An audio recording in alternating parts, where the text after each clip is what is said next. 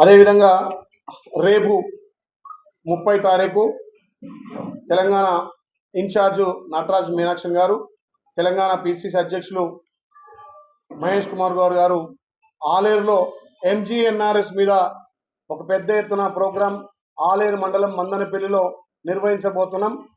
గత యూపీఏ ప్రభుత్వంలో యూపీఏ చైర్పర్సన్గా తల్లి సోనియమ్మ పేద ప్రజలకు పట్టెడు అన్నం పెట్టాలి, పేద ప్రజలు వలసలు పోవద్దు, ఏ గ్రామంలో వాళ్ళకు హక్కుగా పని కల్పించాలని చెప్పి అప్పటి యూపీఏ చైర్పర్సన్గా సోనియా గాంధీ గారు, అప్పటి ప్రధాని మన్మోహన్ సింగ్ గారు 2005లో తెచ్చినటువంటి పనికి ఆహార పథకాన్ని ఇప్పుడున్నటువంటి కేంద్ర ప్రభుత్వం మోడీ ప్రభుత్వం పేదోడి నోట్లో మన్ను పోసే విధంగా పేరు మార్చి గాంధీ పేరు లేకుండా బీబీజీ రామ్జీ అని చెప్పి ఒక కొత్త పేరు పెట్టి ఇలా ఉపాధి హామీ పథకానికి తూట్లు పొడుస్తారు. కాబట్టి ఆ ఉపాధి హామీ పథకం మీద అవగాహన కల్పించాలి.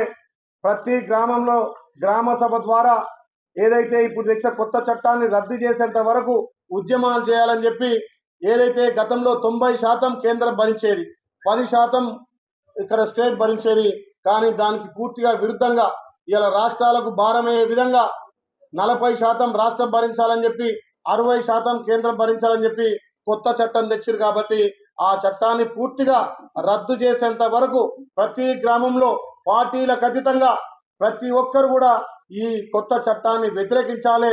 మహాత్మా గాంధీ గారి పేరును యథావిధంగా ఉంచాలి.